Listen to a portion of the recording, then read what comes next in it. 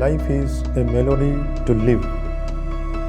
So towards that, if something constructs, then it's a fact as a practice. So the practices should lead you to develop the beingness of life, and out of that beingness of life, you should allow the living of life. So the practice has to be designed in alignment to the self-expression.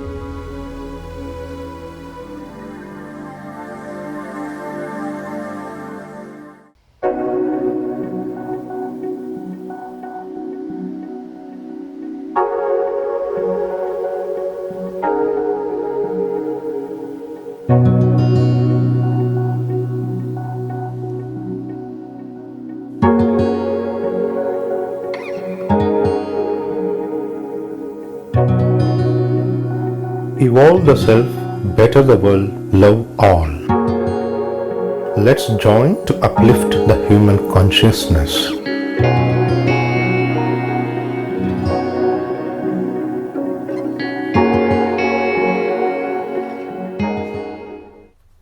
So the question is, when so many practices are there, how I can design my own practice? See, that depends on an individual person. Of course, some general directions can be indicated from some broader senses. Let's say, for example, if you wish to take a direction of spirituality, if you wish to have a spiritual direction for life, then a set of practices aligns differently. If you wish to take a path where just I would like to have some good health, then it takes a different direction. And also, it has many angles. For example, life journey is always to create the completeness. For that, you have to identify your incomplete dimensions. Let's say, for example, if somebody is more lethargic, like more non-active, so for them, having a regular asana session, that suits. Suppose who is more physically active also, then they can divide, let's say 50% asana, 25% pranayama, 25% meditation. So it's a entirely individual's direction, choices, purpose, and their real state. So depending on that only it can be classified, or else I can understand your position that you feel like being lost, surrounded by so many practices. And also, in spite of being surrounded by so many practices, to identify which practice aligns to what. For example, breath work is different, pranayama is different. Breath work will nowhere align to any positive direction, whether it is health or whether it is spiritual journey. What breath work going on, I have not seen from your part personally, but what goes on in Europe, States, Canada, in those part, what they teach as breath work will not going to contribute in any way for any progression. In fact, it affects negatively also. Hence, to identify the right practice, that is very, very crucial. Once you identify what is the right practice, you will find that it aligns to the way you are moving. Any practice, let's say for example, if it is a right practice, one practice should lead to the other. If your practice of posture is proper, it leads to proper happening of pranayama. If there is a proper practice of meditation, it equally contributes for the practice of posture also. So they are all one, whether it is a meditation, pranayama or asana, posture practice, they are the same practices, meaning from the sense of benefit.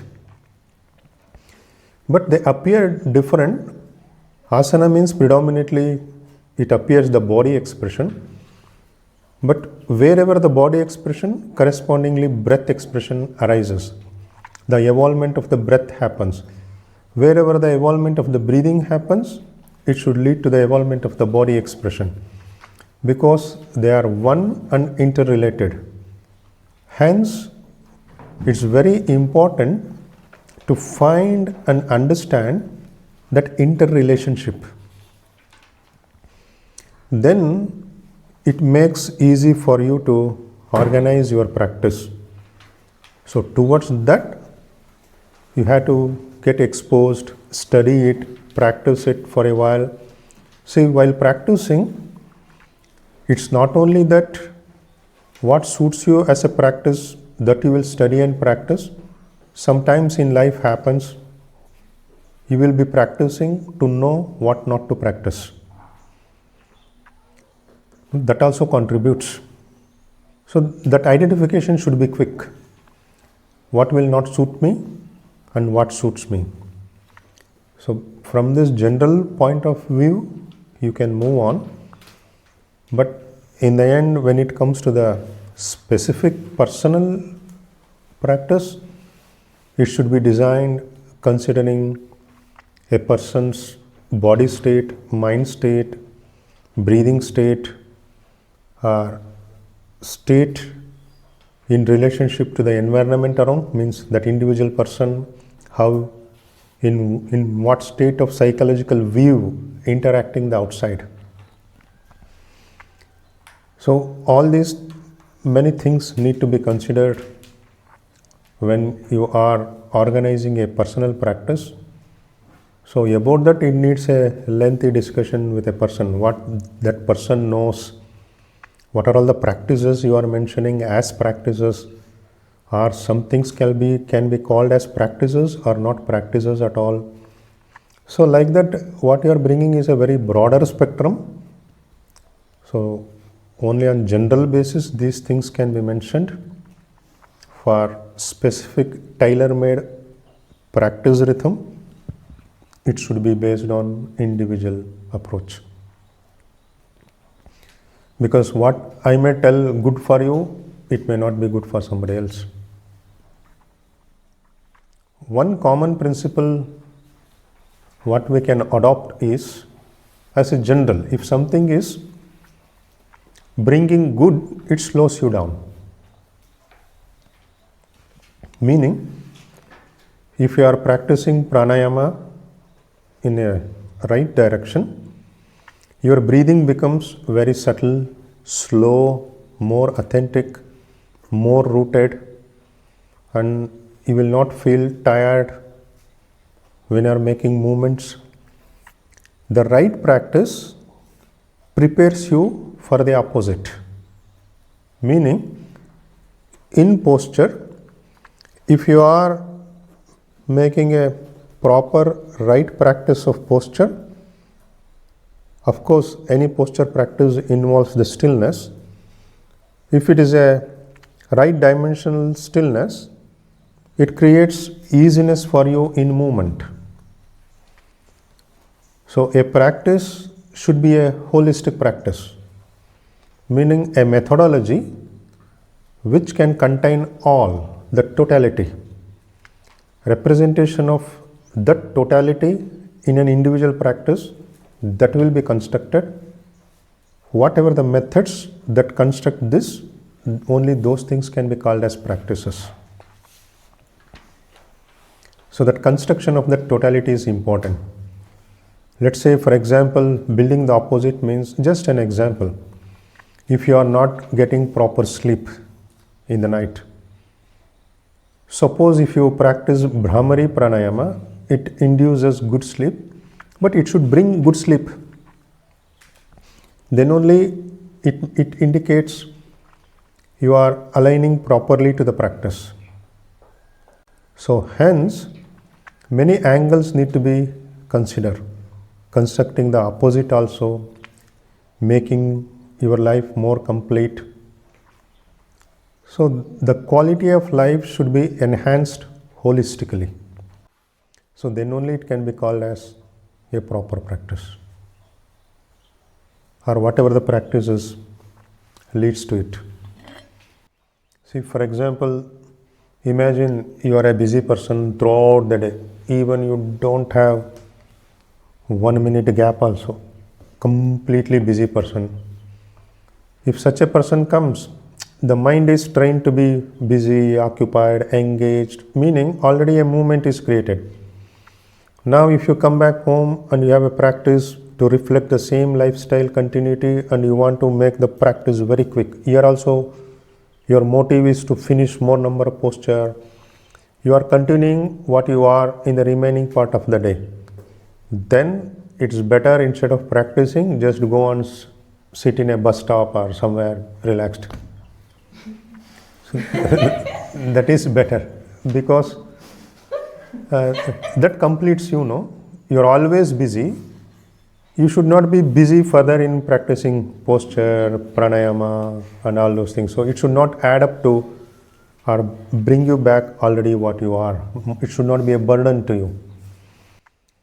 So the practices should lead you to develop the beingness of life, and out of that beingness of life, you should allow the living of life.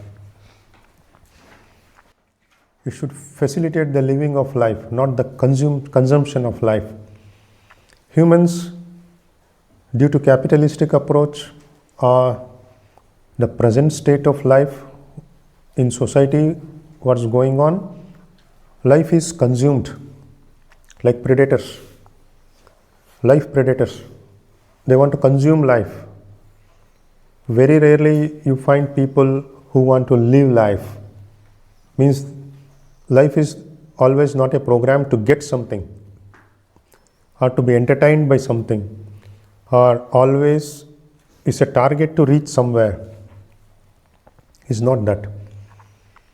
Life is a melody to live. So towards that, if something constructs, then it's as a practice, it's a fact as a practice. Or else, as a practice, it's illusionarily engages you, which seems to be a practice, but in the end, you will not be practicing.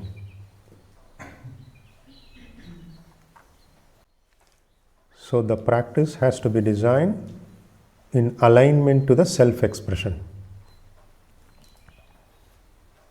That's very important. Creation is to live. Oh, I live, you live, every animal lives, so let all live. Out of that oneness, one world, one humanity. That is possible only by making a truthful journey of Aham Brahmasmi, knowing I being the all. How to access it? That is only with knowing of the self.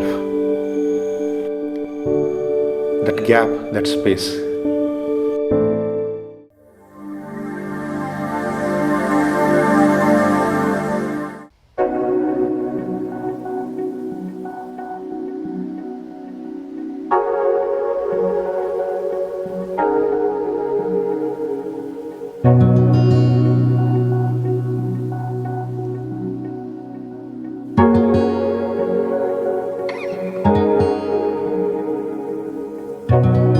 evolve the self, better the world, love all. Let's join to uplift the human consciousness.